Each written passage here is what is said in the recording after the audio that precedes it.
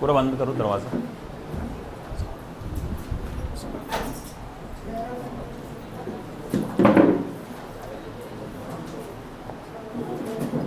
हो गया बेटा?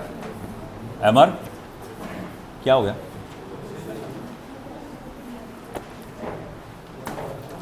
चलो टाइटल नंबर बताओ।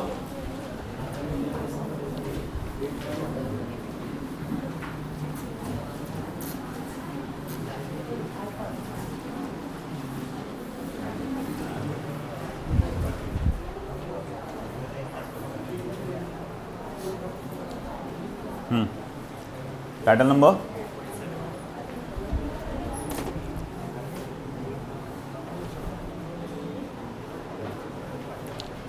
So 8.7 gravitational potential energy. Gravitational potential energy.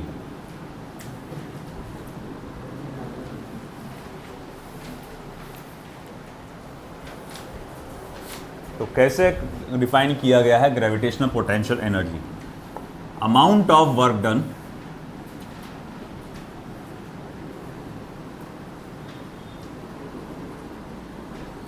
in bringing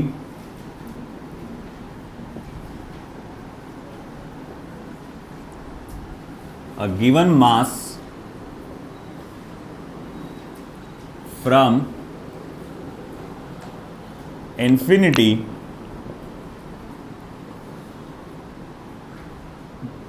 to a given point in the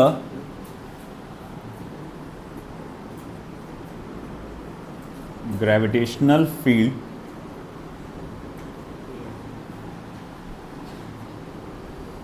is called as gravitational potential energy. इसको हम लोग ग्रेविटेशनल पोटेंशियल एनर्जी कहते हैं। क्या हो गया क्या कशा? जल्दी करो अपना जो भी काम है, इधर ध्यान दो। तो अब यहाँ क्या सिचुएशन है? Amount of work done in bringing a given मास। एक गिवन मास को इन्फिनिटी से किसी एक पॉइंट पे ला के रखने के लिए ग्रेविटेशनल फील्ड में जो आपको मेहनत करना पड़ती है उसे हम लोग कहते हैं ग्रेविटेशनल पोटेंशियल एनर्जी। अब ये कैसे है, क्या है, ये थोड़ा हमको धीरे धीरे समझेगा। सबसे पहले मैं फोकस करूंगा एक एस्पेक्ट पे, वो है work done in moving an object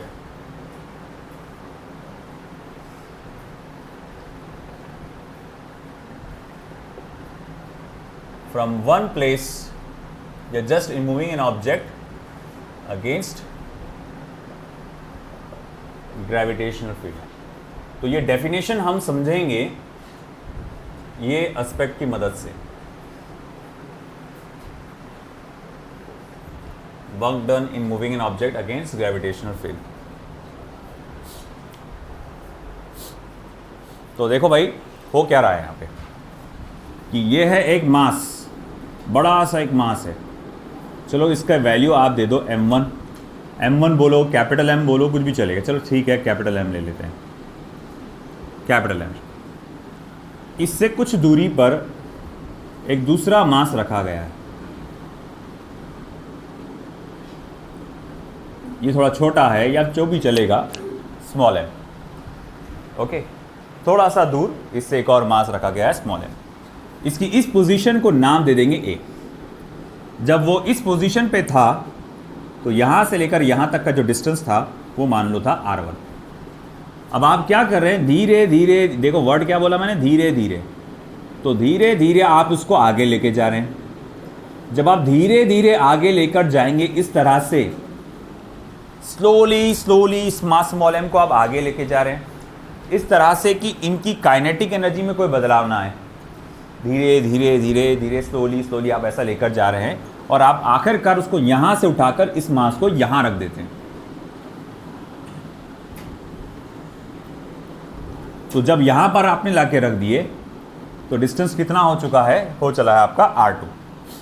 तो बोले आपको यहाँ से A पोजीशन से B पोजीशन पे ला के रखने में आपको कितना वर्क करना पड़ा होगा, ज़रा ये पता लगाओ, है ना। बोले ऐसा क्यों पता लगा रहे हैं अपन, क्योंकि देखो जब आप उसको आगे ले जा रहे होंगे तो ये तुमको ले जाने दे रहा होगा क्या, ये तो ग्रेविटेशनल फोर्स अप्लाई कर रहा होगा, नहीं भाई मत ले जाओ। मगर फिर भी आपने कुछ फोर्स लगाया और एक्सटर्नल वर्क करके आपने इसको इधर ले जाके रखा। अब मेरे को ये है कैलकुलेट करना कि यहाँ से यहाँ तक के कितना वर्क डन हुआ, तो मैं कैसे कैलकुलेट करूँगा। तो देखो भाई, ये वर्क डन कैलकुलेट करने के लिए सबसे पहले मैं बीच का एक रास्ता पकड़ूंगा। मान लो कि ऑब्जेक्ट यहाँ कहीं है, आपका जो मास है फिलहाल यहाँ कहीं है। जब वो यहाँ होगा तो इसका डिस्टेंस कितना होगा, तो बोले स्मॉल r। और जब वो इस जगह होगा तो इस पे लगने वाला ग्रेविटेशनल फोर्स कितना होगा, तो आप कहेंगे G capital M small m upon r²। बोले बिल्कुल सही। अब मुझे क्या करना है, उसको थोड़ा सा आगे लेके जाना है, थोड़ा सा आगे, बस यहाँ थोड़ा सा मैं आगे लेके जाऊंगा। तो बोले थोड़ा सा आगे dr, कितना डिस्टेंस dr, थोड़ा सा आगे लेके जाना है। तो बोले इस प्रोसेस में मुझे कितना वर्क करना पड़ा होगा, तो सिर्फ थोड़ा सा आगे ले जाने के लिए जो वर्क करना पड़ा होगा उसका फॉर्मूला रहेगा work done by external force vector F dot vector dr, vector F dot vector dr। देखो ग्रेविटेशनल फोर्स आपको पीछे खींच रहा है, आप उसको आगे ले जाना चाह रहे हैं, तो आप एक्सटर्नल फोर्स कहाँ ले जाएंगे, लगाएंगे आगे की तरफ। तो मैं एक्सटर्नल फोर्स ऐसा लगाऊंगा। अच्छा ठीक है, तो पहले vector F dot vector dr, जिसको मैं ऐसा लिख सकता हूं, it will be F external dot multiply by dr cos of 0 degree. आप कहेंगे कि 0 डिग्री क्यों लिखा आपने, मैंने 0 डिग्री इसलिए लिखा क्योंकि एक्सटर्नल फोर्स और डिस्प्लेसमेंट जो हुआ उसका डायरेक्शन कैसा है बेटा, सेम है। तो ठीक है, मैं बोलूँगा देखो वर्क डन को आप क्या लिख सकते हो, तो बोले एक्सटर्नल फोर्स इंटू dr। अभी कोई लिखेगा नहीं, अभी सिर्फ ध्यान देंगे सब लोग। तो dw is equals to external force into dr। अच्छा ठीक है, वर्क डन को आपने ऐसा लिख दिया। बट ऐसा है, अभी थोड़ी देर पहले मैंने आपसे कहा था कि मैं इसे स्लोली आगे लेके जाऊंगा। जब मैं स्लोली आगे लेके जाता हूं तो आगे लगने वाला फोर्स और पीछे लगने वाले फोर्स दोनों बैलेंस हो जाते हैं। तो बोले आगे कितना फोर्स लग रहा है, बोले आगे ले जाने के लिए आप एक्सटर्नल फोर्स लगा रहे हो, और पीछे कितना फोर्स लग रहा है, ग्रेविटेशनल फोर्स लग रहा है। तो इसी बेसिस पे मैं कहूंगा कि एक्सटर्नल फोर्स जो है वो इक्वल एंड ऑपोजिट होगा ग्रेविटेशनल फोर्स को। और इन मैग्नीट्यूड, अगर मैं मैग्नीट्यूड में बात करूं तो मैग्नीट्यूड में वो होगा F external will be equal to Fg only, जिसको आप क्या लिखेंगे, G capital M small m upon r²। बोले मैग्नीट्यूड में दोनों भी इक्वल रहेंगे। अच्छा इधर का लिखेंगे, आपने डेफिनेशन लिखना हो गया आपका सबका। तो चलो माना कि इस तरह से कि आपका मैग्नीट्यूड में एक्सटर्नल फोर्स ग्रेविटेशनल फोर्स के बराबर रहेगा। तो मैं बोलूंगा अच्छा ठीक है, इस छोटे से डिस्प्लेसमेंट dr के लिए वर्क डन का फॉर्मूला क्या था, तो बोले F एक्सटर्नल इंटू dr, क्योंकि डिस्प्लेसमेंट dr हुआ था। तो अब F एक्सटर्नल का मेरे पास फॉर्मूला आ गया। तो मैं लिखूंगा therefore work done dw is equals to G capital M small m upon r² into dr। अच्छा ठीक है, तो पता ये चला इस डिस्प्लेसमेंट dr में जो वर्क डन करना पड़ा उसके लिए फॉर्मूला ये था। तो फिर मैं बोलूँगा A से लेके B तक ले जाने के लिए वर्क डन क्या रहेगा, फिर वर्क डन आप A से B तक ले जाने के लिए कितना रहेगा। तो मैं बोलूँगा अच्छा उसके लिए वर्क डन ये रहेगा, work done from work done by external force A से B तक ले जाने के लिए कितना रहेगा। तो आपको इंटीग्रेशन करना पड़ेगा, इंटीग्रेशन किसका, RA to RB, G capital M small m upon r² dr। मगर RA को क्या बोला हुआ है अपन ने, R1, और RB को क्या बोला हुआ है अपन ने, R2। तो चलो ठीक है, तो पहले तो अपन क्या करेंगे, कांस्टेंट चीज़ों को बाहर निकाल लेंगे, यानी capital G capital M small m को मैंने बाहर निकाला। इंटीग्रेशन लूंगा मैं सिर्फ 1 अपॉन r² का dr का, फ्रॉम R1 टू R2। अब ऐसा है कि 1 अपॉन r² का इंटीग्रेशन क्या होता है, तो बोले -1 अपॉन r, तो G capital M small m, और ये तो ऐसी रहेगा -1 अपॉन r, और उसके बाद लिमिट्स आ जाएंगे R1 टू R2। अब जैसे कि आपको मालूम है कि अगर मैं माइनस साइन दे देता हूं तो वो सीक्वेंस पलट जाता है, तो फिर वो हो जाएगा G capital M small M. One minus sine को अगर मैंने गायब किया तो इस सीक्वेंस को पलटना पड़ेगा, ये हो जाएगा R2 टू R1। तो फिर मैं लिख सकता हूं therefore work done by external force, ये लिखा जाएगा G capital M small M 1/R1। अब ये पहले कौन आ गया, अपर लिमिट R1, तो 1/R1 माइनस 1/R2। तो ये है work done by external force. ठीक है, अब ये क्या है अभी लिख लो पहले यहां तक, फिर उसके बाद बताता हूं आगे, एक्सप्लेन करता हूं work done by external force.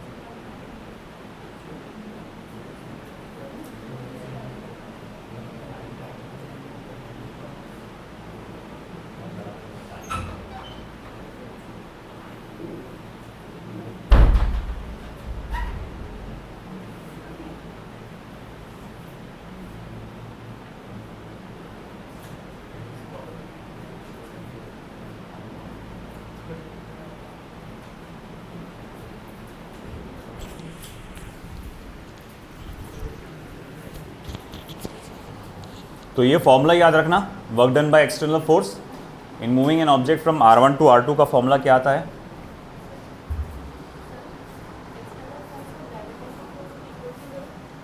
कहाँ पे? इसमें, ये वाला पार्ट। देखो क्या होता है, आपने लॉज ऑफ मोशन स्टडी किए होंगे। लॉज ऑफ मोशन में जो फर्स्ट लॉ था उसमें क्या कहा गया था, अगर कोई बॉडी रेस्ट पे है या यूनिफॉर्म मोशन में है तो नेट फोर्स क्या रहता, ज़ीरो रहता। अब अगर मैं कहूँगा कि भैया ये बॉडी मूव हो रही है, स्लोली स्लोली मूव हो रही है, मैंने क्या बोला था, इस तरह से कि उसकी काइनेटिक एनर्जी चेंज नहीं हो रही, मतलब ये इसकी स्पीड बढ़ नहीं रही, मतलब ये मोशन कैसा है, यूनिफॉर्म मोशन। अब यूनिफॉर्म मोशन है तो मैं बोलूँगा नेट फोर्स कितना हुआ, ज़ीरो। अब नेट फोर्स में कौन कौन आता, देखो net force is equals to zero. देखो इस ऑब्जेक्ट को आगे की तरफ कौन सा फोर्स लगता है, एक्सटर्नल फोर्स, और पीछे की तरफ कौन सा फोर्स लगता है, ग्रेविटेशनल फोर्स। तो मैं ये कह सकता हूँ नेट फोर्स ज़ीरो हुआ, इसका मतलब क्या हुआ कि आपका external force plus gravitational force दोनों की वैल्यू मिलाकर कितनी हो गई, ज़ीरो हो गई। अब अगर उसको उधर लेके चले जाऊँगा तो मैं F external force is equals to क्या हो जाएगा, माइनस ऑफ ग्रेविटेशनल फोर्स, है ना। मतलब ऐसा है कि आपका जो एक्सटर्नल फोर्स है इक्वल एंड अपोजिट है ग्रेविटेशनल फोर्स के, और वैल्यू में दोनों सेम है, इसीलिए वो धीरे धीरे स्लो मोशन में मूव हो रहा है आगे।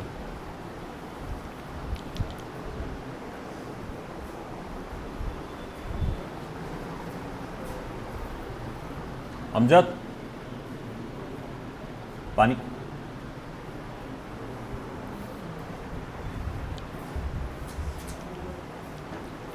तो किसी ऑब्जेक्ट को एक मास से दूर हटाने के लिए या करीब लाने के लिए, कहीं पे भी, चाहे आप दूर लेके जाना चाहो या आप करीब लाना चाहो, तो उस प्रोसेस में वर्क डन कैलकुलेट करने का फॉर्मूला ये है। Work done by external force को कैलकुलेट करने का फॉर्मूला ये है, 1/R1 माइनस 1/R2। ये बहुत ध्यान में रखना भाई। Work done by external force का फॉर्मूला क्या है ना, Gm1 m2 1/R1 minus 1/R2। m1 m2 है बोलो, G capital M small M बोलो,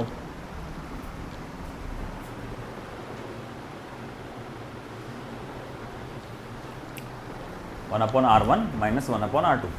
अच्छा, अगर वही चीज़ मैं बोलूँ वर्क डन बाय ग्रेविटी कितना होगा, उसका फॉर्मूला क्या आएगा वर्क डन बाय ग्रेविटी का,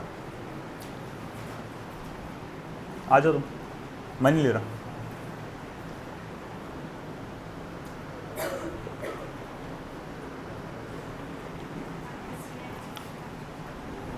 सीक्वेंस पलट जाएगा।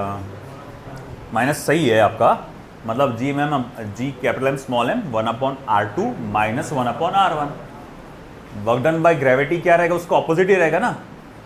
एक्सटर्नल फोर्स उसको आगे लेके जा रहा, ग्रेविटी उसको पीछे खींच रहा, तो उसका ऑपोजिट रहेगा।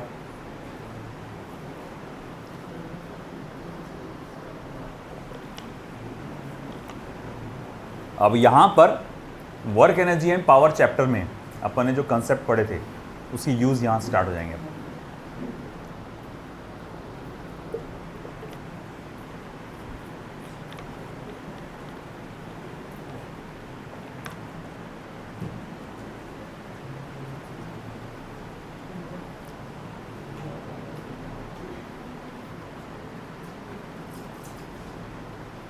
क्या हो गया बाबू, ऐसा लग रहा तू डायरेक्ट बिस्तर में से उठ के आ गया, बाल बिखरे हुए हैं, सोया नहीं रात भर? क्यों नहीं सोया? लेट सोया? कहाँ बिजी था? इंस्टाग्राम पे किससे बातें कर रहा था? फिजिक्स पढ़ रहा था? अरे ये तो मैं बिल्कुल नहीं मानूंगा रे भाई। अरे जा रे भाई, तुम नीट वालों को तो बिल्कुल मानूंगा नहीं मैं, फिजिक्स पढ़ रहे थे तुम।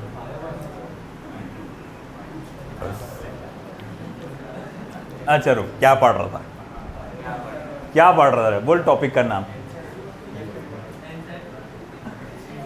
बोल, क्या पढ़ रहा था? Kepler's law. सवाल पूछो फिर।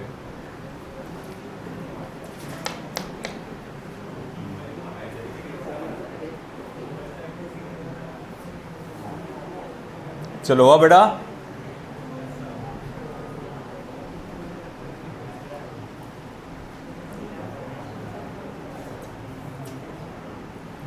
Work energy and power chapter में आपने पोटेंशियल एनर्जी का कंसेप्ट पढ़ा था, और उसमें आपने देखा था change in potential energy is equals to negative of work done due to conservative force. Negative of work done to conservative force. अब ग्रेविटेशनल फोर्स क्या है? एक कंजर्वेटिव फोर्स है। तो मैं ये कह सकता हूं change in potential energy is minus of work done due to gravitational force, है ना। एक मिनट होने दो, फिर बता देता हूं मैं आपको। हो गया क्या लिखना आपका सभी का? तो देखो, तो ये तो जो फॉर्मूला आया इसे इक्वेशन नंबर 1 दे दीजिए आप। ओके, ये work done by external force का फॉर्मूला है, और मैं कहूंगा ठीक है भाई, therefore work done by gravity, work done by gravity का फॉर्मूला क्या आएगा? तो वर्क डन बाय ग्रेविटी का फॉर्मूला रहेगा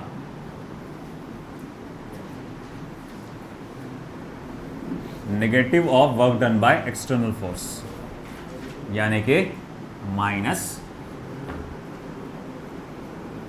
जी capital M small M 1/r1 minus 1/r2, यानी G capital M small M 1/r2 minus 1/r1। ये है वर्क डन बाय ग्रेविटी का फॉर्मूला, ये याद रखना। R1 R2 था आपका एक्सटर्नल फोर्स का, 1/r2 माइनस 1/r1, ये है वर्क डन बाय ग्रेविटी का। अब ऐसा है, as we know change in potential energy is negative of work done due to gravitational force, है ना। Change in potential energy, potential energy में जो बदलाव आया वो क्या है? Negative of work done due to conservative force. और work done due to gravity क्या है? Minus of work done due to external force, है ना। तो मैं यहां लिख सकता हूं delta U is equal to work done due to external force. अब work done due to external force क्या है? वो ये G capital M small M 1/r1 minus 1/r2। तो हम ये कहेंगे कि ठीक है, एक ऑब्जेक्ट को R1 पोजीशन से R2 पोजीशन पे सरकाने के लिए मूव करने के लिए आपका चेंज इन पोटेंशियल एनर्जी का फॉर्मूला क्या रहेगा? तो delta U is equals to G capital M small M 1/r1 minus 1/r2, है ना। मैं इसको ऐसा भी लिख सकता हूं, u2 minus u1 is equals to G capital M small M 1/r1 minus 1/r2, या फिर मैं इसको ऐसा भी लिख सकता हूं u of r2 minus u of r1, potential energy at position r2, potential energy at position r1, change in potential energy का formula g capital M small M 1/r1 minus 1/r2। आया समझ में बेटा? तो इस फॉर्मूले को आप ऐसा भी लिख सकते हैं। अब अगर इमेजिन कर लो किसी ऑब्जेक्ट को आप इन्फिनिटी से लेकर आ रहे हो, कहां से ला रहे हो? इन्फिनिटी से। मतलब कैसा? देखो, ये है object of mass capital M, ये है object of mass capital M, ये है 1 किलो का मास। अब आपने उसको वहां इन्फिनिटी पे था, इन्फिनिटी से आपने उसको यहां लाके रखा, इन्फिनिटी से आपने यहां लाके उसको रखा। इस पोजीशन में वर्क डन कितना हुआ होगा और इस पोजीशन में आपका चेंज इन पोटेंशियल एनर्जी कितना हुआ होगा? तो मैं बोलूँगा ठीक है, अब आप अगर इन्फिनिटी से ला के रख रहे हैं इस जगह पे, तो इन्फिनिटी में r1 पोजीशन क्या थी आपकी? इन्फिनिटी। और मान लो जब यहाँ पर ला के रखे आपने तो डिस्टेंस कितना था आपका? r। तो मान लो मैं आगे लिखता हूँ, when an object is brought from infinity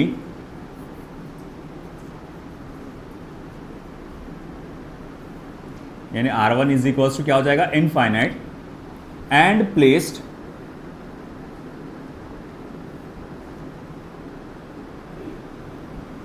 at distance small r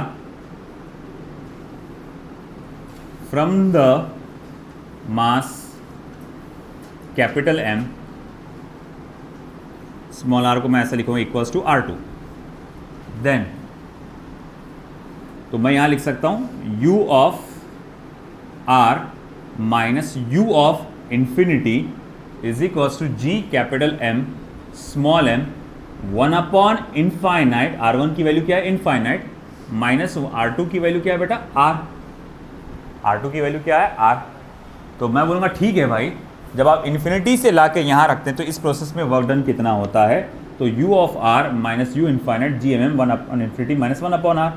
देखो, सिंस आप ये बात जानते हो u ऑफ इन्फिनिटी जो है वो तो 0 होता है, यानी कोई ऑब्जेक्ट अगर बहुत दूर है तो उस पर ग्रेविटेशनल फोर्स तो लग ही नहीं रहा होगा, और अगर ग्रेविटेशनल फोर्स लग ही नहीं रहा होगा तो उसकी कोई पोटेंशियल एनर्जी नहीं होगी। तो इसीलिए मैं कह सकता हूं कि u ऑफ इन्फिनिटी तो दूर है, तो देखो u ऑफ r यानी एक पोजीशन r पोजीशन की पोटेंशियल एनर्जी का फॉर्मूला क्या रहेगा? देखो 1 इन्फिनिटी 0 होता है, minus G capital M small m upon r, ये होगा हमारे पास potential energy at a certain point का फॉर्मूला। तो देखो पोटेंशियल एनर्जी क्या है ना। अब ये फॉर्मूला कहाँ से आया? तुमको नहीं लगा इसके पीछे जाओ ट्रैक पर तो देखो तुमको पता चलेगा कि यह है work done by external force है। अच्छा, ये work done by external force है, मगर कहाँ से कहाँ ला के रखने में? इन्फिनिटी से उस जगह पे ला के रखने के लिए। अब उस डेफिनेशन को रिकॉल करो, देखो क्या था वो, पढ़ो एक बार डेफिनेशन क्या था। क्या था वो? Amount of work done in bringing a given mass from infinity to a given point, उसको क्या बोला गया? Potential energy of that point, है ना। तो ये वर्क डन के बराबर नहीं हो रहा, ये भी एक किस्म का वर्क डन ही है ना। आप इन्फिनिटी से ला के रख रहे हैं वहाँ पे, ये जो फॉर्मूला है वो वर्क डन का ही फॉर्मूला है कि एक ऑब्जेक्ट को आप जब इन्फिनिटी से ला के इस जगह पे लगते हैं, इस प्रोसेस में आपको कितनी मेहनत करना पड़ रही है उसको हम लोग कहते हैं वो पोटेंशियल एनर्जी है। और उसका फॉर्मूला क्या आएगा? Minus G capital small M upon R. अगर किसी जगह की पोटेंशियल एनर्जी पूछेगा तो ये, और अगर ये बोलता है कि मैं ग्रेविटेशनल फील्ड में ही हूँ, मैं कहाँ हूँ? ग्रेविटेशनल फील्ड में ही हूँ, बस एक ऑब्जेक्ट को एक जगह से उठा के दूसरी जगह रख रहा हूँ नज़दीक में। तो अब बताओ कि यहाँ पर पोटेंशियल एनर्जी में बदलाव कितना रहेगा? तो भैया वो रहेगा फॉर्मूला 1/r1 माइनस 1/r2, है ना, जी मैम 1/r1 माइनस 1/r2। आया समझ में? ठीक है, लिख लो फटाफट।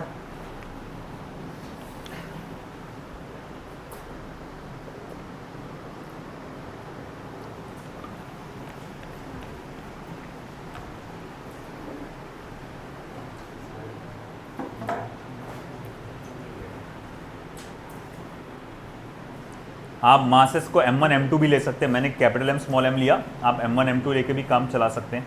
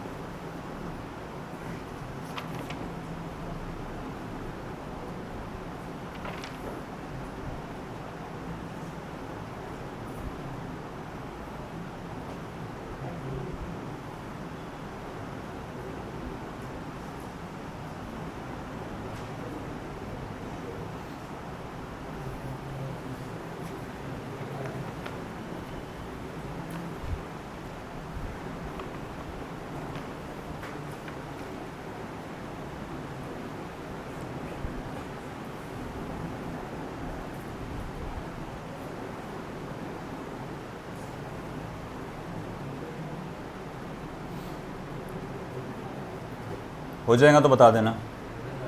हो गया? लेफ्ट का तो हो ही गया होगा। अरे वाह, क्या बात है।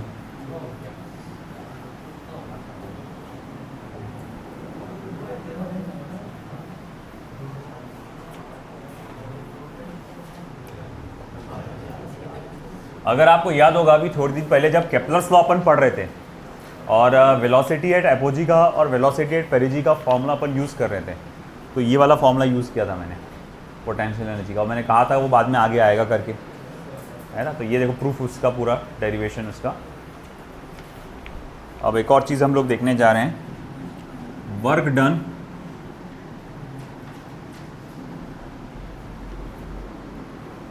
इन raising an object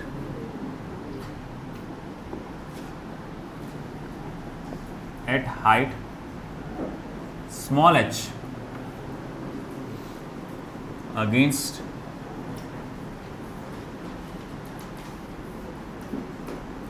from the surface of the earth, from the surface of the earth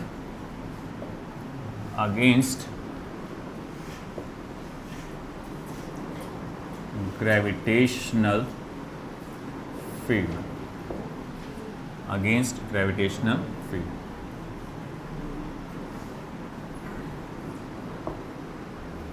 तो देखो भाई, मान लो कि थोड़ी देर के लिए ये अर्थ है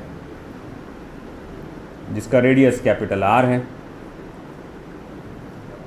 और जिसका मास कैपिटल M, उसके सरफेस पे एक ऑब्जेक्ट रखा गया है और ऑब्जेक्ट का मास है स्मॉल m।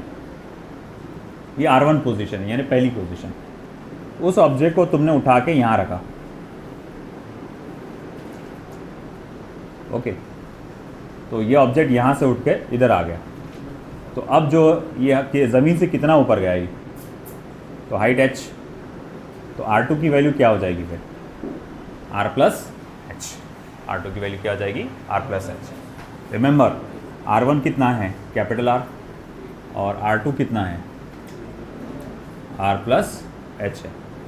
तो आपको पता लगाना है कि इस प्रोसेस में यहाँ से वहाँ ले जाने में वर्क डन कितना हुआ। तो मैं तो कहूँगा, देखो भाई, work done by external force का जो फॉर्मूला आएगा, G capital M small m 1/R1 minus 1/R2, ये होता है, बेशक होता है। अब इसमें मैं वैल्यूज़ डालूँगा, G capital M into small m 1/R1 म्हणजे काय? 1/कैपिटल R minus 1/R plus H.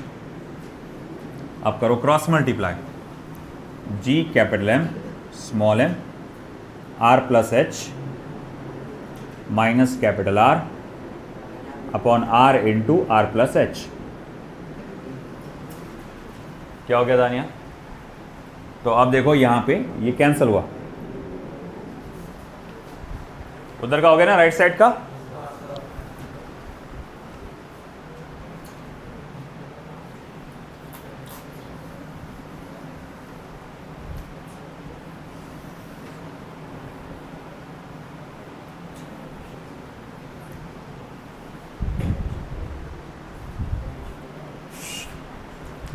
तो ठीक है भाई, अब ये बचा कुचा फॉर्मूला कैसा लिखा जाएगा, तो मैं कहूँगा देखो भाई, देखो work done by external force अब ऐसा लिखा जाएगा, G capital M small m H into R upon R plus R into R plus H, इस तरह से ये फॉर्मूला लिखा जाएगा। ठीक है, अब ऐसा है कि मैं यहाँ से R स्क्वायर को कॉमन निकालता हूँ। बोले कैसे निकालोगे, ये R को पहले बाहर निकाल लो, तो G capital M small m upon R, तो ये इक्वेशन कैसी लिखी जाएगी, H upon R plus H, ऐसी लिखी जाएगी ना ये इक्वेशन, है ना। अब मैं क्या करता हूँ, ज़बरदस्ती ये एक और R को बाहर निकालता हूँ। अब अगर ये R को मैं बाहर यहाँ से निकाल लूँगा तो यहाँ तो 1 आ जाएगा, और यहाँ क्या आ जाएगा, H अपॉन R। तो मैंने क्या किया, यहाँ से एक और R बाहर निकाला, तो ये हो जाएगा 1 और ये हो जाएगा H अपॉन R, है ना, ये हो जाएगा H अपॉन R। अब देखो यहाँ पर GM अपॉन R स्क्वायर, ये क्या होता है, तो work done by external force का फॉर्मूला है ये। फिर मैं जानता हूँ कि since G capital M upon R square, अरे भैया ये तो एक्सेलरेशन ड्यू टू ग्रेविटी है, तो फिर आप लिखेंगे therefore work done by external force is how much. तो भाई देखो ये स्मॉल m जैसे कि वैसे ही capital G capital M upon R square के वजह से कौन पैदा हो गया, स्मॉल g, और ये H जैसे कि वैसे ही, और नीचे का डिनोमिनेटर का 1 प्लस H अपॉन R। तो भैया देखो ये work done by external force का फॉर्मूला इस तरह से आ गया, mgh 1 plus H upon R। और जैसे कि आपको मालूम है work done by external force is equivalent to what, change in potential energy. तो therefore delta U is also written as mgh upon 1 plus H upon R। और अगर आप रिवीजन करते हैं या फिर आपकी याददाश्त अच्छी है, तो जब अपन ने पोटेंशियल एनर्जी पढ़े थे, उसमें ग्रेविटेशनल पोटेंशियल एनर्जी पढ़े थे, तो मैंने कहा था कि ये formula change in potential energy का ऐसा है, उसका प्रूफ आपको ग्रेविटेशन चैप्टर में बताऊंगा, और अब बता दिया है ना। वो अलग बात है कि अगर हाइट बहुत ज़्यादा छोटी होती है, H is very much less than capital R, तो वहाँ पर सिर्फ mgh लिखते हैं अपन, है ना। मगर वो कंसेप्ट, वो mgh वाले कंसेप्ट जो है अपन वो सिर्फ work energy and power chapter में करते हैं। यहाँ पर ज़्यादातर H जो है R के आसपास ही होता है, मतलब उससे कंपैरेबल होता है, मतलब कहा जाएगा।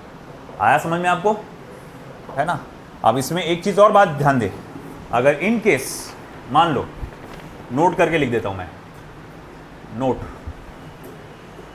अगर मान लो H is equals to n times of capital R है, H is equals to n times of capital R, मतलब उसने हाइट आपको ऐसा दिया है कि वो it is a double of the radius of the earth, 3 times of the radius of the अर्थ, यानी n की वैल्यू रहेगी सर्टेन।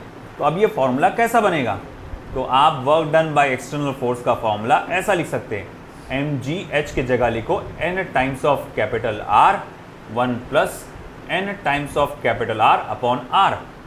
अब देखो ये R और ये R क्या हो गया, कैंसल, तो फिर ये हो जाएगा n mg capital R upon 1 plus n, ये रहेगा work done by external force का फॉर्मूला। ठीक है, लिख लो।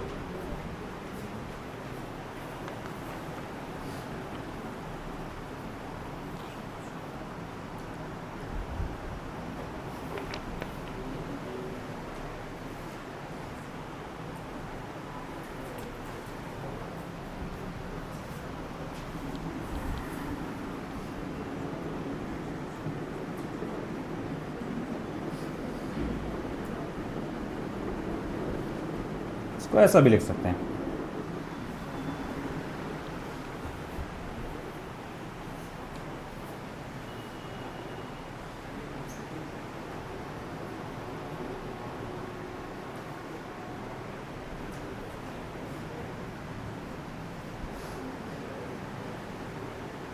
क्या हुआ सवाल, मेरे से पूछ जो पूछना है, इधर उधर बातें नहीं करना।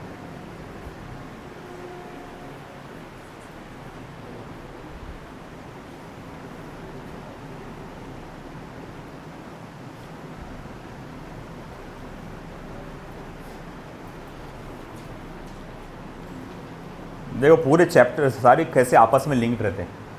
अगर वर्क एनर्जी एंड पावर के कंसेप्ट याद होंगे तो ये जमेगा। अब कई लोग डायरेक्ट जंप करते है ना 12वीं के टॉपिक्स पे, चैप्टर्स पे, है ना, इलेक्ट्रोस्टैटिक हो गया, ये हो गया।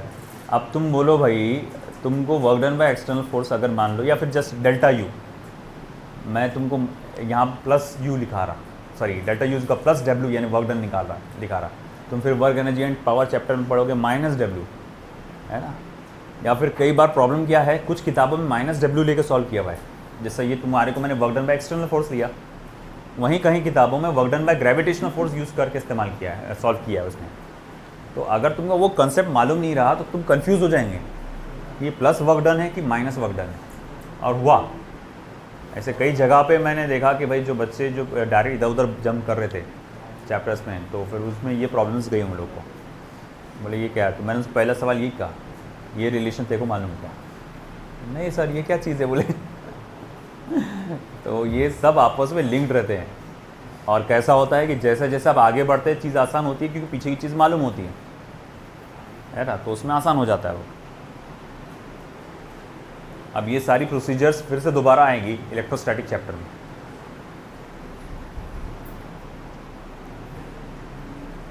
ये तो बोर्ड में नहीं है मगर वो चैप्टर बोर्ड में है ना, तो अगर थोड़ा यहाँ ध्यान दे दोगे वो बहुत इजी जाएगा तुम्हारे को।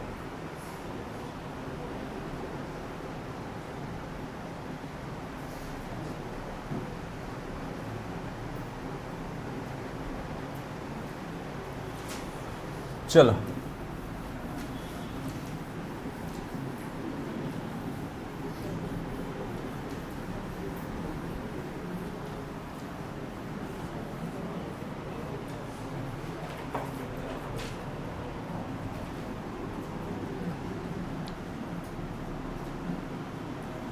Gravitational potential energy for system of masses, gravitational potential energy for system of masses।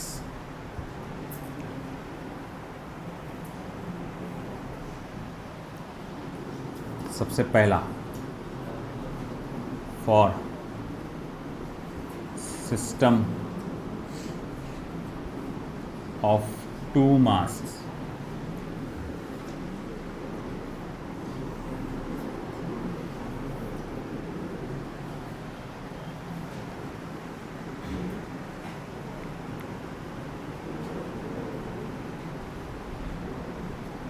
चलो हो गया, क्योंकि अब इस चीज़ के लिए आपका फोकस चाहिए मुझे पूरा। लिख लो फटाफट उस पर।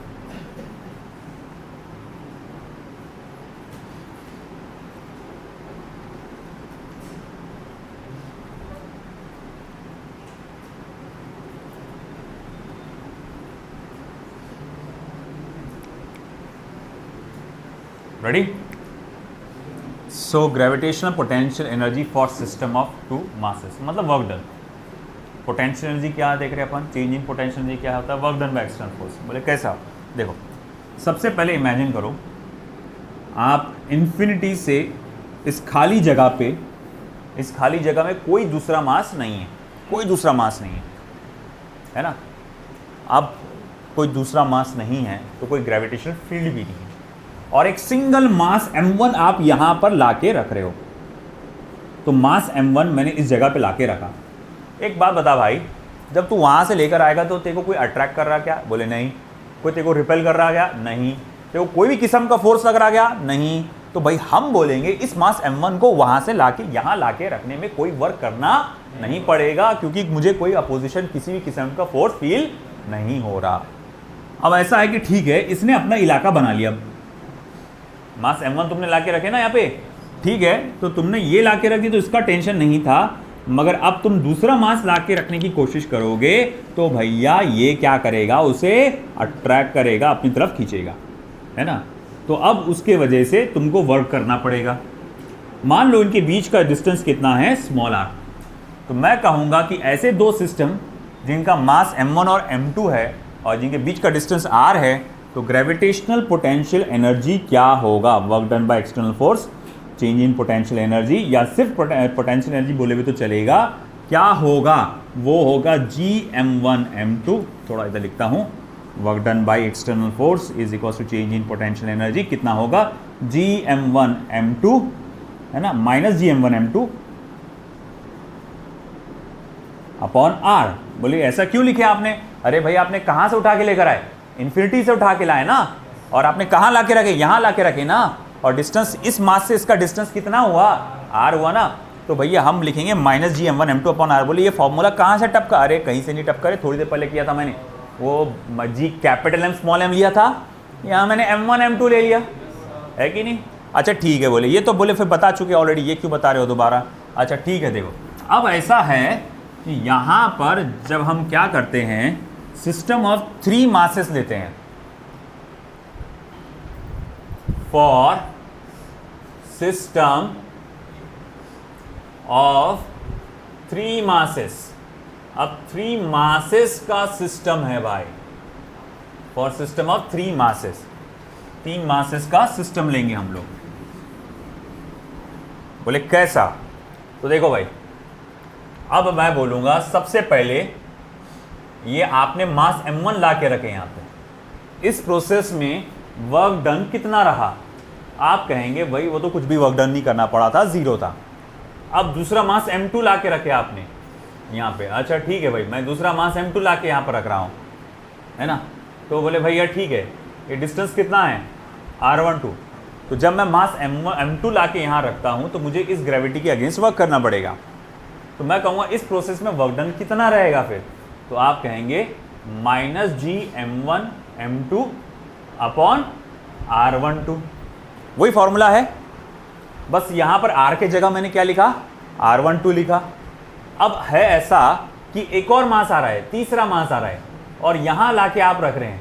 अच्छा एक बात बता, जब तू तीसरा मास यहाँ पर ला के रखेगा जिसकी वैल्यू मास m3 है, अब इस जब ये यहाँ पर ला के रखा जाएगा तो इस इलाके में कितने मास पहले से मौजूद है? 2।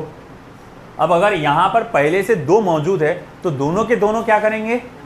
ग्रेविटेशनल फोर्स लगाएंगे, यानी आपको अगर वर्क करना पड़ेगा तो दोनों के अगेंस्ट करना पड़ेगा, हाँ या ना बोलो, है ना, तो मुझे दोनों के अगेंस्ट करना पड़ेगा वर्क। अच्छा ठीक है, तो बोले आपको ये m1 के अगेंस्ट कितना वर्क, या चलो m2 के अगेंस्ट कितना वर्क करना पड़ेगा? तो बोले यहाँ का डिस्टेंस कितना है? बोले R23।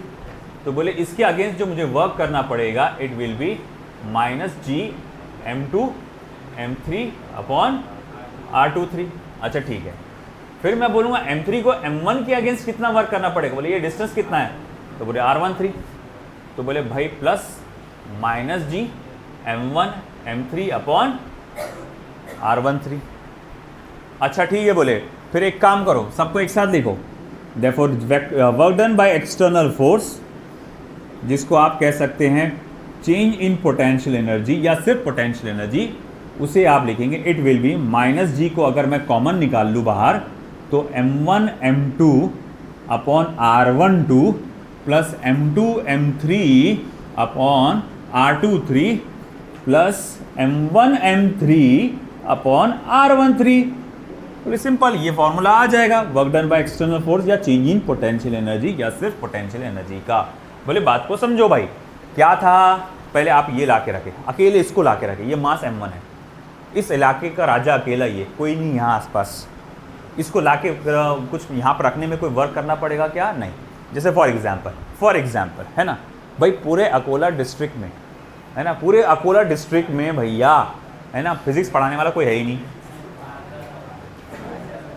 है ना। मैं अगर सुन ले रे, पूरी बात सुन ले, अब ऐसा है मैं अकेला है कि अब पूरे डिस्ट्रिक्ट में अकेला, तो मैं क्या करूँगा? कैसे भी पढ़ाऊंगा, कुछ भी करूँगा, तुमको बोलूँगा चलो आज फिजिक्स बोले तो P से स्टार्ट होता, जाओ बाकी की बातें कल बताऊँगा, है ना। तो ऐसा कुछ भी अनाप शनाप बोलूँगा मैं यहाँ पर, तुमको झेलना पड़ेगा मुझे। क्यों? पूरे अकोला डिस्ट्रिक्ट में कोई नहीं, तो मुझे किसी को मतलब कोई मेरा कॉम्पिटिशन ही नहीं, तो मुझे कोई वर्क करना पड़ेगा क्या? नहीं। अब दूसरा कॉम्पिटिशन मेरा एंटर हो रहा, तो मेरे इलाके में जब दूसरा घुस रहा तो उसको मेरी बुराई करना पड़े, मैं भी उसकी बुराई करूँगा, तो उसको मेरी बुराई करना पड़ेगा, यानी उसको मेरे अगेंस्ट वर्क करना पड़ेगा, क्योंकि मैं उस पर फोर्स लगाऊंगा, है ना। अट्रैक्शन नहीं लगाऊंगा भाई, मैं रिपल्शन का ही लगाऊंगा तो भैया मैं उसको लगाऊंगा फोर्स, है ना, कुछ ना कुछ काड़ी करते रहूंगा उसकी, क्योंकि वो मेरे इलाके में घुसा, ठीक है। तो उसको मेरे अगेंस्ट वर्क करना पड़ेगा, है कि नहीं। अब उसको मेरे अगेंस्ट कितना वर्क करना पड़ा, माइनस जी m1 m2 अपॉन r12, है ना। अब यहाँ पर चलो ठीक है, वो किसी तरह से वो सेटल हो ही गया, मैं चलो ठीक है, जान लो कोई बात नहीं, दोनों भाई भाई दोनों मिलके खाएंगे, है ना। अब हुआ ये कि अब हुआ तीसरा बंदा आया, अब तीसरा बंदा भी देखा ये दोनों बहुत खा रहे यार, अपन भी करें कमाएंगे। अब तीसरा बंदा घुसा यहाँ फिर से इलाके में, तो तीसरे बंदे को उसको मेरे अगेंस्ट भी फाइट करना पड़ेगा और उसके अगेंस्ट भी करना पड़ेगा, दोनों के अगेंस्ट करना पड़ेगा वर्क। तो भाई वो जो तीसरा बंदा था उसको दूसरे के साथ भी फाइट करना पड़ रहा था और मेरे से भी करना पड़ रहा था। दूसरे के अगेंस्ट उसका वर्क डन कितना था, माइनस जी m2 m3 अपॉन ये डिस्टेंस। अच्छा मेरे अगेंस्ट कितना था फिर, माइनस जी m1 m3 अपॉन ये डिस्टेंस। अब माइनस जी को कॉमन निकाल तो बचा क्या, m1 m2 अपॉन r12, है ना, m1 m2 upon sorry m2 m3 upon r23, m1 m3 upon r13। समझ में आया कि नहीं आया। तो ये था आपका फॉर सिस्टम ऑफ 3 मासेस। अब अगला आएगा फॉर सिस्टम ऑफ 4 मासेस। ये नहीं हुआ दूसरा, लेगा फटाफट।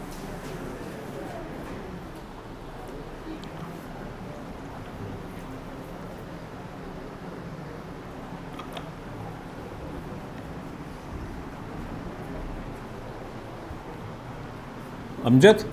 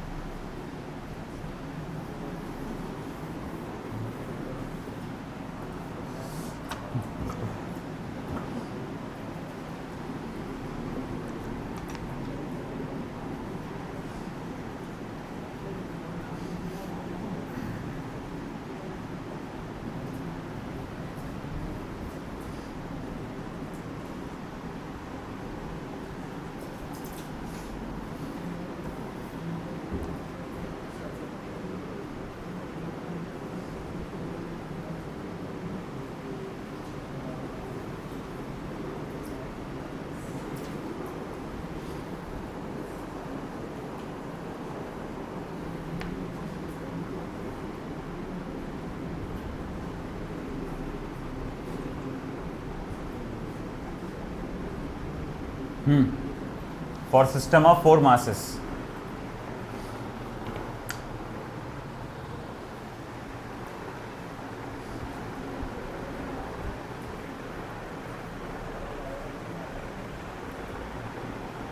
सालिक चुपचाप मुंह बंद करके लिख, बड़ बड़ चालो अब से तेरी।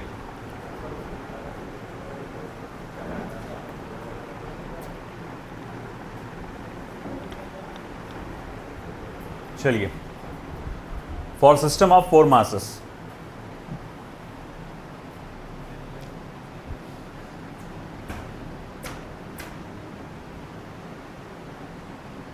क्या आएगा, क्या लगता है क्या रहेगा। सिंपल क्या है यहाँ पे, हर बार आप क्या देख रहे हैं, हर मास का प्रोडक्ट और उसके अपॉन उसका डिस्टेंस, हर मास का प्रोडक्ट एक एक जोड़ी बनना ही चाहिए, है ना आपस में।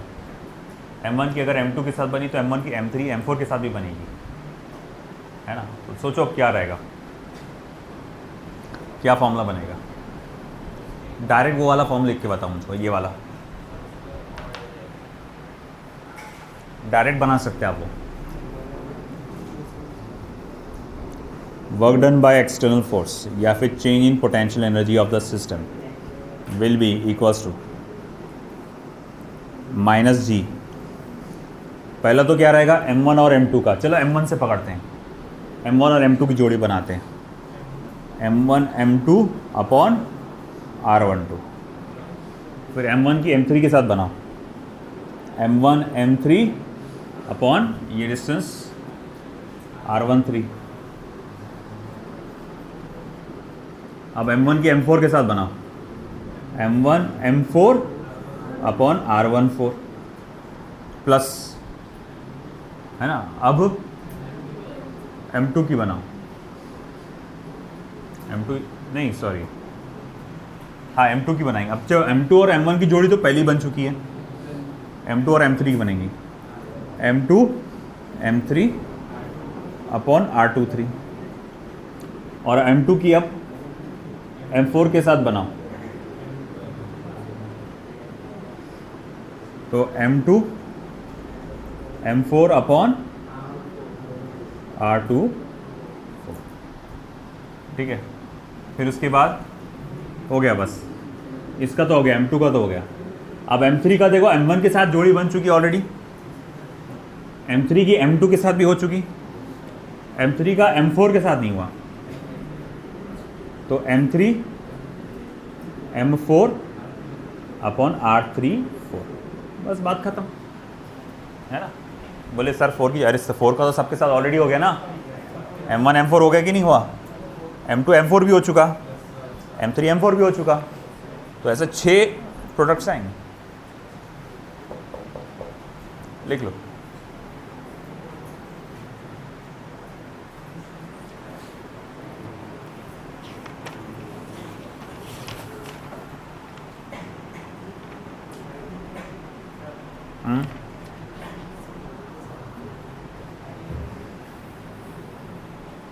उधर चले आता हूँ।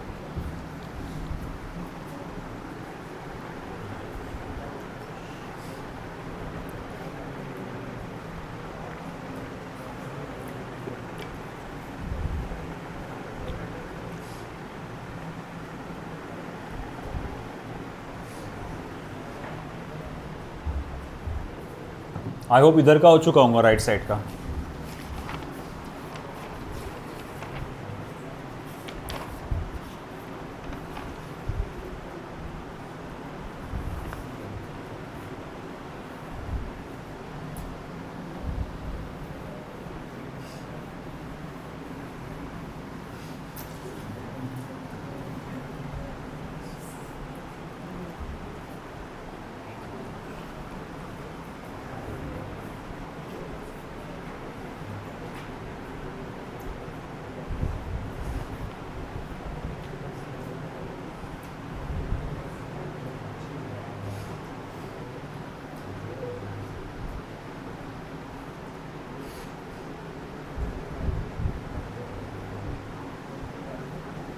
Energy required to move a body of mass small m from an orbit of radius twice r to thrice r is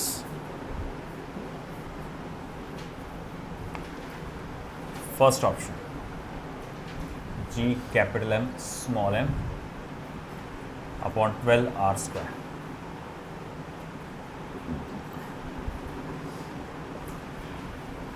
G capital M small m upon 3 r square, G capital M small m upon 8 r,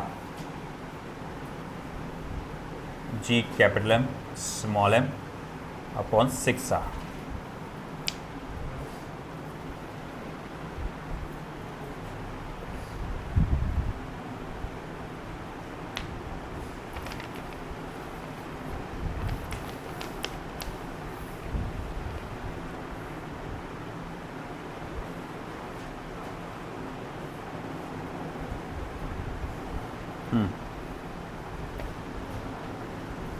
क्या लगता है?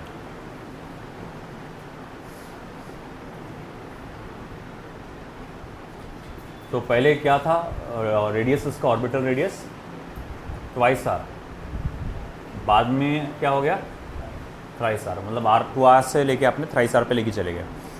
तो इस process में energy कितनी लगी, यानी change in potential energy. तो भैया delta U is equal to G capital M small M 1/r1 - 1/r2, ये फॉर्मूला यूज़ होगा। तो आप लिखेंगे therefore delta U is equals to G capital M small M 1/r1 कितना था ट्वाइस आर माइनस 1/थ्राइस आर। तो delta U equals to G capital M small M, cross multiply करो 3r माइनस 2r क्या हो जाएगा r/6r, r स्क्वायर होगा ये 6r square, 2r multiply by 3r क्या हो जाएगा 6r स्क्वायर, ये एक r कैंसिल हो जाएगा।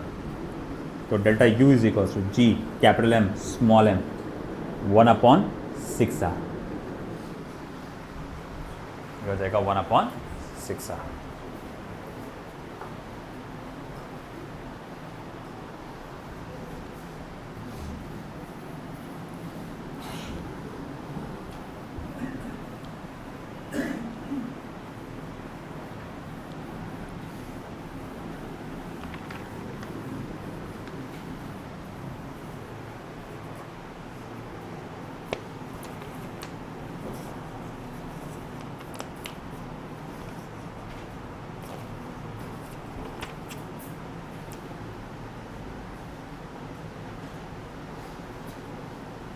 A body of mass small m kilogram starts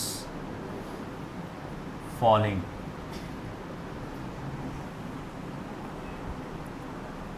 from a point twice r above the Earth's surface. Full stop. Its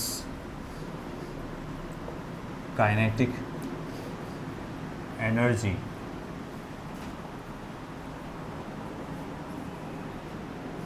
when it has fallen to a point capital R above the Earth's surface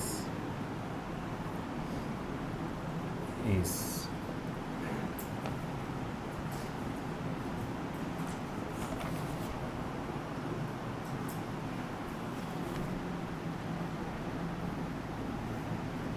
ठीक है भाई, option तो लिख देते हैं। तो first option is 1/2 G capital M small M upon capital R. Second option is 1/6 G capital M small M upon capital R. Third option is 2/3 G capital M small M upon capital R. And the last option is 1/3 G capital M small M upon capital R. Okay, तो scene ऐसा है, मान लो ये earth surface है जिसका radius capital R है, अर्थ का मास capital M है। एक ऑब्जेक्ट को आपने यहाँ से छोड़ा तो इनिशियली ये इसकी हाइट थी या फिर इसका जो डिस्टेंस था वो कितना था ट्वाइस आर था। तो ये फर्स्ट पोजीशन थी आपकी, फिर वो यहाँ पर आके ज़मीन पर टकराया, ये सेकंड पोजीशन थी आपकी। तो जब वो ज़मीन पर टकराया तो डिस्टेंस कितना बचा होगा कैपिटल आर, है ना। तो मैं यहाँ लिखूँगा कि देखो भाई, यहाँ पर सिंपल सी एक बात समझ में आती है कि यहाँ इनिशियल पोजीशन क्या थी, तो या इनिशियल डिस्टेंस क्या था, तो वो ट्वाइस आर था, और फाइनल डिस्टेंस क्या था वो आर था। फाइनल डिस्टेंस क्या था वो आर था। उसने पूछा क्या आपसे, एंड उसने पूछा है कि जब वो ज़मीन पर टकराया होगा तो उसकी काइनेटिक एनर्जी क्या होगी। तुम एक बात देखो, यहाँ पे जब वो नीचे आ रहा होता, जब ऑब्जेक्ट नीचे आएगा तो उसकी पोटेंशियल एनर्जी कम होगी क्योंकि हाइट कम हो रही है ना। जब ऑब्जेक्ट नीचे आते, कोई भी चीज़ को आप ऊपर लेके जाते हैं तो पोटेंशियल एनर्जी बढ़ती है, नीचे आने पे कम होती है। आपको वर्क एनर्जी एंड पावर में मैंने कंजर्वेशन ऑफ मैकेनिकल एनर्जी जब चैप्टर टॉपिक चालू था तो एक चीज़ बताया था, वो था gain in kinetic energy is equals to loss in potential energy. कुछ याद आया आपको? Gain in kinetic energy is equals to loss in potential energy. Gain in kinetic energy को आप लिख सकते हैं delta K, okay, minus of delta U. माइनस क्यों आया? क्योंकि ये इंडिकेट करेगा लॉस। डेल्टा यू तो गेन इन पोटेंशियल एनर्जी होता है, अगर उसको मैं माइनस कर दूं तो वो क्या हो जाएगा? लॉस इन पोटेंशियल एनर्जी, है ना? ठीक है, तो मतलब ये होगा K2 minus K1 is equals to minus of U2 minus U1, ये डेल्टा यू। अब मेरे पास डेल्टा यू का फॉर्मूला है ना? देखो, आप जब देखो ऑब्जेक्ट को यहां से छोड़ते हैं, तो जब यहां से छोड़ रहे हैं तो भैया ज़रा मुझे एक बात बताओ, इनिशियल वेलोसिटी क्या होगी? 0 होगी। तो इनिशियल काइनेटिक एनर्जी भी क्या होगी? 0 होगी। तो ये तो 0 हो गया, बचा क्या? K2 minus 0 is equals to minus of, अब जरा बताना तो U2 माइनस U1 का फॉर्मूला क्या है? तो बोले वो तो formula G capital M small m 1/R1 minus 1/R2, है ना? माइनस साइन को अंदर भेजोगे तो सीक्वेंस पलट जाएगा। K2 is equals to G capital M small m 1/R2 minus 1/R1, सही है ना? अब चलो वैल्यूज डालते हैं, तो that equals to G capital M small m 1/R2 कितना है बेटा आपका? R2 कितना है? R के बराबर, कैपिटल R के बराबर, ये दिख रहा है ना भैया? सेकंड पोजीशन कितनी है? R के बराबर, है ना? तो 1 capital R minus 1 twice R। अब जरा करो तो उसको cross multiply, twice R minus R यानी कि 1R अपॉन 2R स्क्वायर, यानी कि फॉर्मूला क्या बचेगा फिर? 1/2 G capital M small m upon R, है कि नहीं? Twice R minus R upon twice R square आएगा क्रॉस मल्टीप्लीकेशन के बाद, फिर बचेगा क्या? R upon twice R square, R और R कैंसिल होके नीचे सिर्फ ट्वाइस R बचेगा। तो 2 को मैं अलग से लिख ले रहा हूं ताकि इसके जैसे लिख सकूं मैं इसको, है ना? लिख लो, एक मिनट रुकना, एक मिनट। क्या ये डिस्टेंस आपको सरफेस ऑफ द अर्थ से दिया? अरे यार, ये जो है distance from the surface of the अर्थ है, मैंने उसको सेंटर से पकड़ लिया, मेरी गलती हो गई। मतलब ये है, ये डायग्राम ऐसा नहीं है भाई,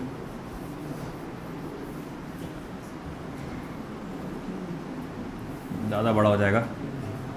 हाँ, ये देखो, ये बहुत कॉमन मिस्टेक जो होती रहती है, सरफेस ऑफ द अर्थ से पहले हाइट कितनी थी? ट्वाइस कैपिटल R पहले, ये फर्स्ट पोजीशन,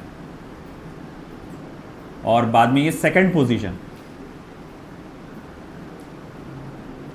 फिर बाद में हाइट कितनी है? R।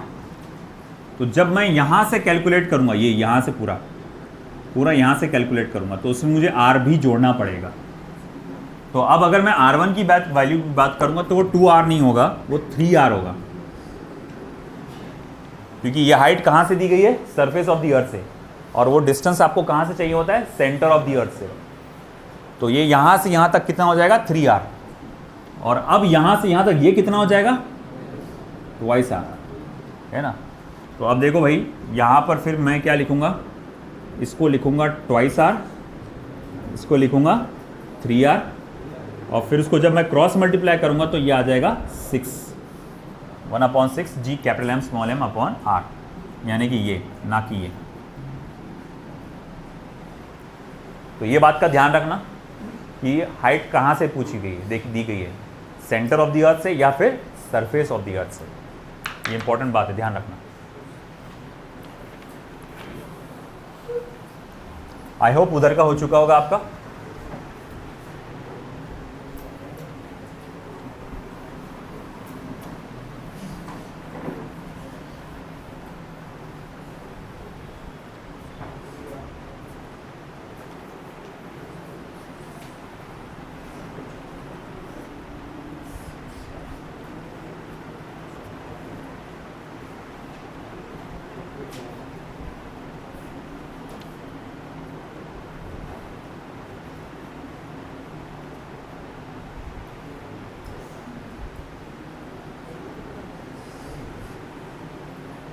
अब body of mass small m is taken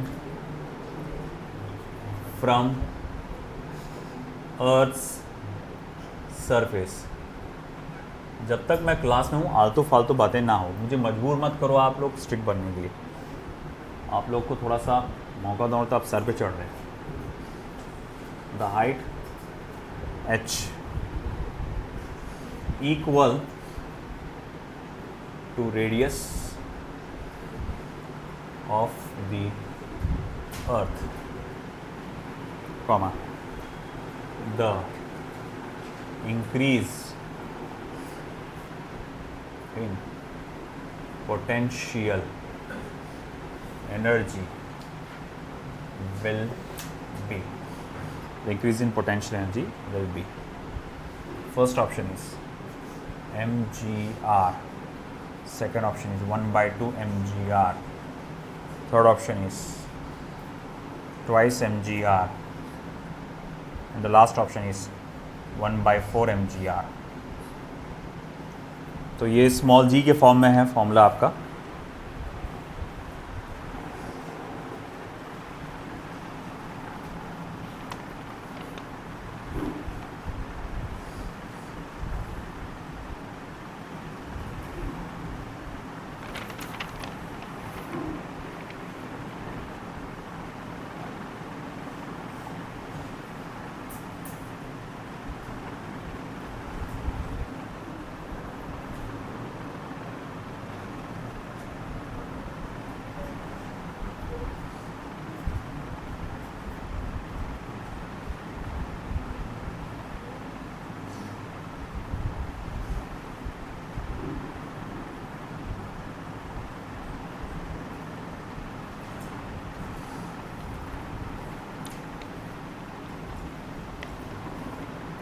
बोलो क्या आएगा? फॉर्मूला क्या है? In the form of extraction due to gravity, change in potential energy का फर्स्ट ऑप्शन। वो तब यूज होता है when h is very much less than capital R। भूलिए आप, delta U is equal to mgh 1 + h/r। आपने सिर्फ mgh का इस्तेमाल कर दिया। वो तब यूज़ होता है जब h is very much less than capital R, but यहाँ ऐसा नहीं है। तो अब अपने को फॉर्मूला मालूम है कि किसी भी ऑब्जेक्ट को अगर आप सरफेस ऑफ द अर्थ से हाइट h पे लेके जाते हैं तो चेंज इन पोटेंशियल एनर्जी का फॉर्मूला क्या होता है? वो आता है mgh अपॉन 1 + h/r। अब आपने कितनी हाइट पे लेके गए? कितनी हाइट पे लेके गए? Equal to the radius of the earth. दिख रहा ना, height h equal to the radius of the earth. तो since h is equals to capital R, तो डेल्टा U क्या हो जाएगा फिर? mg capital R upon 1 + capital R upon capital R क्या हो जाएगा? 1, यानी कि 1/2 mg capital R, second option.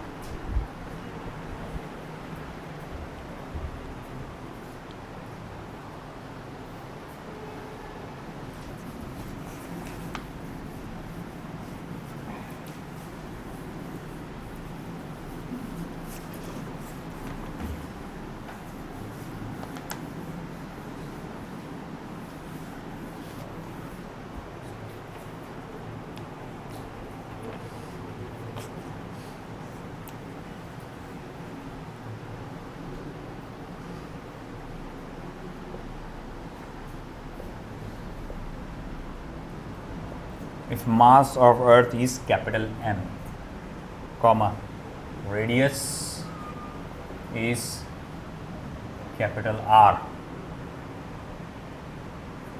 and gravitational constant is capital G, then work done to take 1 kilogram mass from Earth surface to infinity will be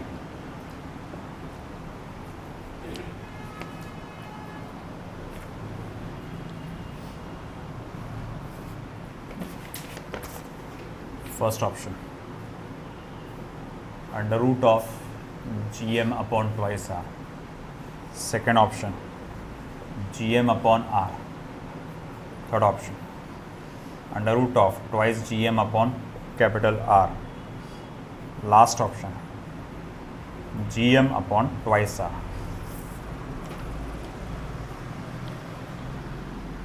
सोचो कहाँ से कहाँ ले जा रहे हो?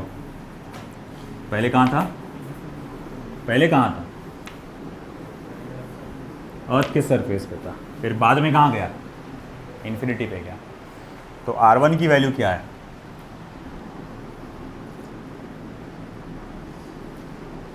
R1 इज इक्वल्स टू क्या आएगा? कैपिटल R आएगा ना भैया. पहले ऑब्जेक्ट कहाँ रखा गया था? अरे भाई बोलोगे कहाँ रखा गया था? सरफेस ऑफ द अर्थ पे. बाद में कहाँ गया वो? इन्फिनिटी पे. तो R1 कैपिटल R है और R2 क्या है आपका? इनफाइनाइट है. तो वर्क डन कब आएगा? Work done by external force क्या रहेगा?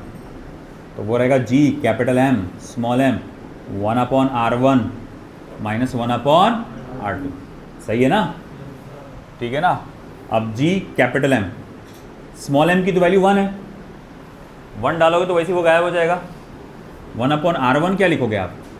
सिर्फ R. 1 अपॉन R2 क्या लिखोगे आप? इन्फिनिटी. तो 1 अपॉन इन्फिनिटी क्या होता है? 0. G capital M upon R. Second option. चलो फिर आखिरी प्रॉब्लम. चुप.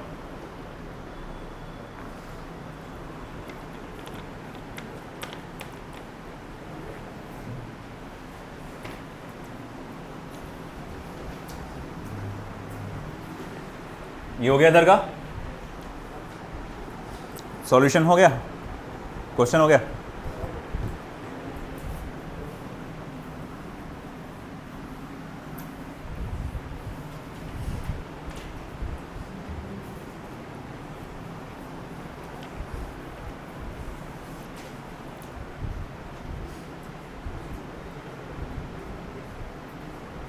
Three particles, each of mass 100 grams, are brought from a very large distance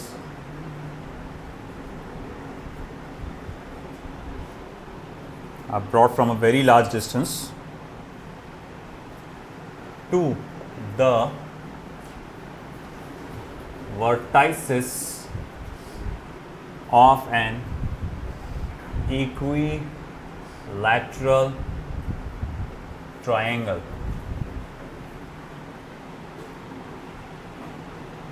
whose side is 20 centimeter in length. Full stop. The work done will be, तो work done कितना होगा? First option 0.33 into 10 raised to power minus 11 joules. Second option minus 0.33 into 10 raised to power minus 11 joules. Third option 1.00 into 10 raised to power minus 11 joules. And the last option minus 1.00 into 10 raised to power minus 11 joule.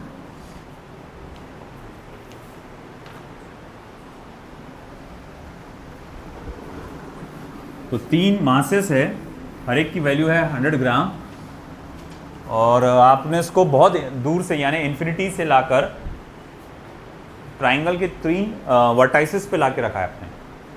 और इस process में work done कितना होगा वो उसने आपसे पूछा है. तुमको नहीं लगता वो सिस्टम ऑफ 3 मासेस वाला एक कंडीशन है ये पूरा, है ना, -gm1m2 वाला पूरा। मगर एक बात याद रखना, यहाँ तीनों मासेस की जो वैल्यू है वो सेम है और डिस्टेंस भी सेम आएगा। m1 m2 m3 ये सब के सब सेम है, इसको आप m बोल सकते। r12 r23 और r13 ये भी सेम आएगा, आप इसे r बोल सकते हैं। मतलब ये सिचुएशन ऐसी है।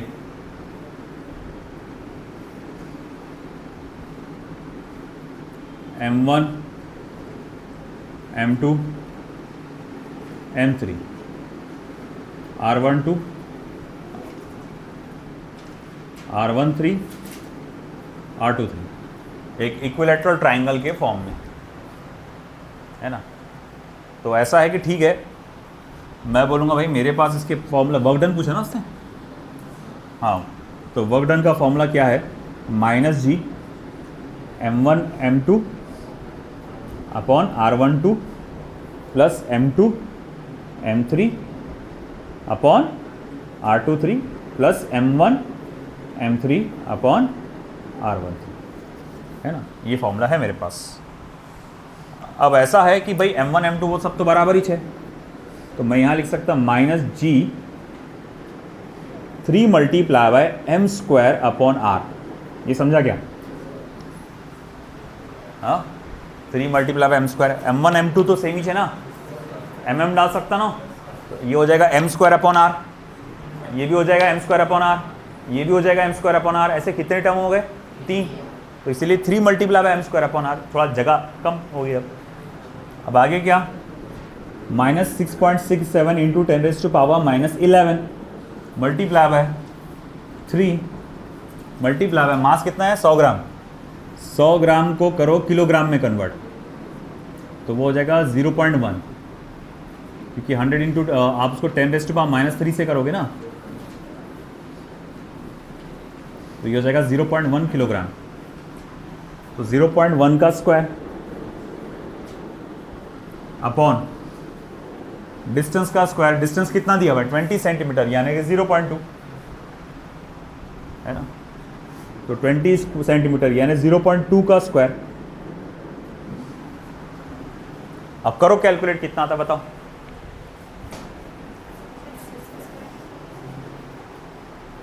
सॉरी स्क्वायर नहीं है, माय मिस्टेक, हाँ वो 0.2 करो, कितना आ रहा बताओ। वैसे एक चीज़ बता दूं मैं तुमको, 3 मल्टीप्लाई बाय 6.67, एक वैल्यू याद रखना 20.01 होता है।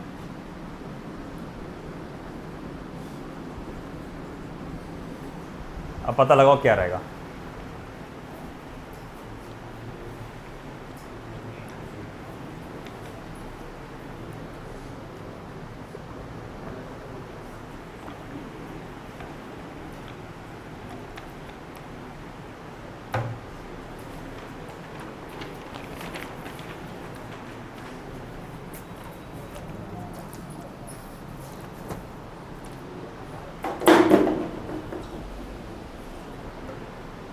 बोलो अब क्या आएगा, 20.01 इंटू 10⁻⁻11 अपॉन 0.1 का स्क्वायर अपॉन 0.1 का स्क्वायर, तो 0.01 हो जाएगा अपॉन 0.2। कौन सा आंसर आ रहा है, करो फास्ट। करेक्ट, डी आंसर आएगा। ये कैलकुलेशन आप करो, ठीक है। बाकी का हम देखेंगे कल होगा ग्रेविटेशनल पोटेंशियल।